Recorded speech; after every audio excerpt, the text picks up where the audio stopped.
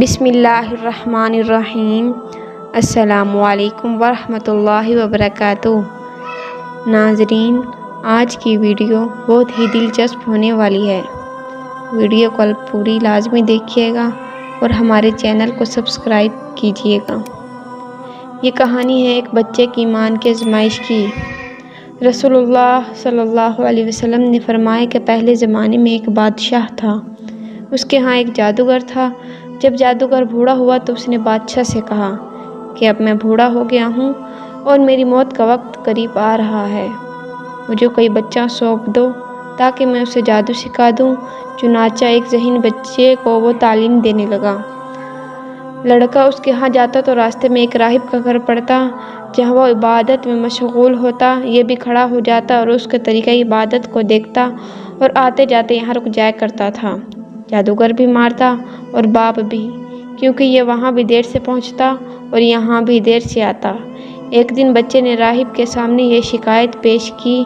راہب نے کہا، جب جادوگر تم سے پوچھے کیوں دیر ہو گئی تو کہنا گھر والوں نے روک لیا تھا، اور اگر گھر والے پوچھے تو کہنا جادوگر نے روک لیا تھا۔ یوں ہی ایک زمانہ گزر گیا۔ ایک طرف تو وہ جادو سیکھتا اور دوسری طرف کلام اللہ کا دین سیکھتا۔ ایک دن یہ دیکھتا ہے کہ راستے میں ایک زبردست ہیبت ناک سانپ پڑا ہے جس نے لوگوں کی آمد و رفت بند کر رکھی ہے۔ ادھر والے ادھر اور ادھر والے ادھر ہیں اور سب لوگ ادھر ادھر پریشان کھڑے ہیں۔ اس نے اپنے دل میں سوچا کہ آج موقع ہے، میں امتحان لوں، راہب کا دین اللہ کو پسند ہے یا جادوگر کا۔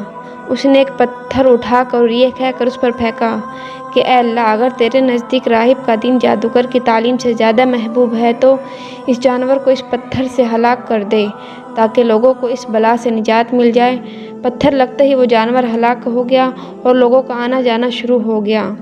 اور پھر لڑکے نے راہب کو جا کر خبر دی اس نے کہا، پیارے بچے، آج کے دن تو مجھ سے افضل ہے، اب اللہ کی طرف سے تیری آزمائش ہوگی، اگر ایسا ہوا تو لوگوں کو میری خبر نہ کرنا۔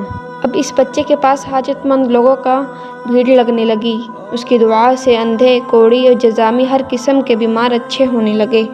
بادشاہ کے ایک نابینا وزیر کے کان میں یہ بات پڑی۔ وہ بڑے تحفے تحائف لے کر حاضر ہوا اور کہنے لگا، مجھے شفا دے دے تو یہ سب کچھ تجھ کو دے دوں گا۔ اس نے کہا، شفا میرے ہاتھ میں نہیں ہے، میں تو کسی کو شفا نہیں دیتا، شفا دینے والا اللہ وحدہ لا شریک ہے، اگر تو اس پر ایمان لانے کا وعدہ کرے تو میں دعا کروں۔ اس نے اقرار کیا۔ بچے نے اس کے لیے دعا کی اور اللہ نے اسے شفا دے دی۔ وہ بادشاہ کے دربار میں آیا اور جس طرح اندھا ہونے سے پہلے کام کرتا تھا اسی طرح کام کرنے لگا۔ اس کی آنکھیں بالکل روشن تھیں۔ بادشاہ نے اسے مخاطب کرتے ہوئے پوچھا، تجھے آنکھیں کس نے دی؟ اس نے کہا، میرے رب نے۔ بادشاہ نے کہا، یعنی میں نے دی ہیں؟ وزیر نے کہا، نہیں، میرا رب اور تیرا رب صرف اللہ ہے۔ اب بادشاہ نے اس کی مار پیٹ شروع کر دی اور طرح طرح کی تکلیفیں دی اور پوچھنے لگا، تجھے یہ تعلیم کس نے دی؟ آخر اس نے بتایا کہ میں نے اس بچے کے ہاتھ پر اسلام قبول کیا ہے۔ اس نے اسے بلایا اور کہا، اب تو جادو میں کامل ہو گئے ہو، اندھوں کو دیکھتا اور بیماروں کو تندرست کرنے لگے ہو۔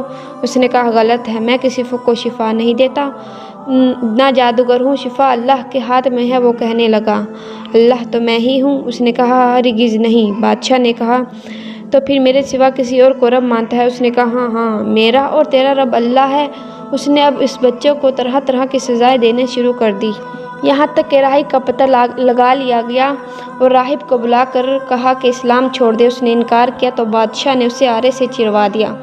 پھر اس نوجوان سے کہا، تو بھی دین اسلام سے پھر جا۔ اس نے بھی انکار کر دیا۔ بادشاہ نے اسے اپنے سپاہیوں کو حکم دیا کہ اسے فلاں پہاڑی کی چوٹی پر لے جاؤ اور وہاں جا کر بھی اگر یہ دین سے باز آ جائے تو اچھا ہے، ورنہ اسے وہیں دھکا دے دینا۔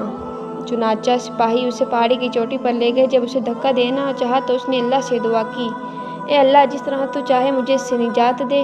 اس دعا کے ساتھ ہی پہاڑ ہلا اور سب سپاہی ہلاک ہو گئے، صرف وہی بچہ باقی بچا رہا۔ وہاں سے بادشاہ کے پاس گیا۔ بادشاہ نے کہا، یہ کیا ہوا؟ میرے سپاہی سب کہاں ہیں؟ اور پھر اس کے بعد بادشاہ نے اپنے دوسرے سپاہیوں کو حکم دیا کہ اسے کشتی میں بٹھا کر لے جاؤ اور سمندر میں پھینکو۔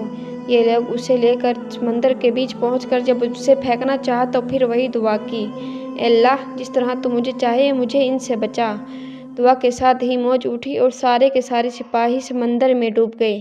صرف وہی بچہ باقی بچا اور پھر وہ بادشاہ کے پاس آیا اور کہنے لگا، میرے رب نے مجھے بچا لیا ہے، اور اے بادشاہ تو چاہے تو کتنی تدبیریں کر لے، تو مجھے نہیں ہلاک کر سکتا۔ صرف ایک صورت ہے، جس طرح میں کہوں گا اس طرح کرے تو میری جان نکل سکتی ہے۔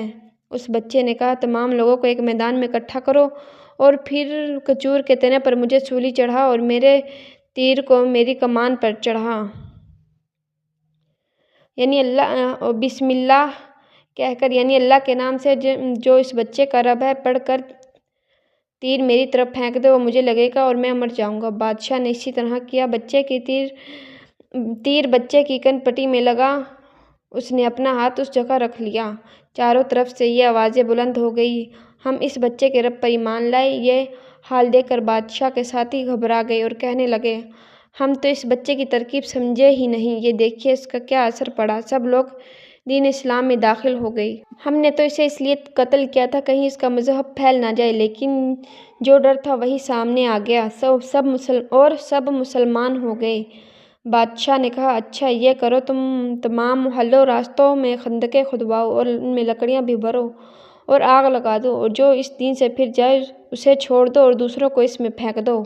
مسلمانوں نے صبر اور شکیب اور سہارے کے ساتھ آگ میں جلنا منظور کیا اور اس میں کودنے لگے، البتہ ایک عورت جس کی گود میں دودھ پیتا چھوٹا سا بچہ تھا ذرا جھجکی۔ اس بچے کو اللہ نے بولنے کی طاقت دی، اس نے کہا، اماں یہ کیا کر رہی ہو، تم تو حق پر ہو اور صبر کرو، اس میں کود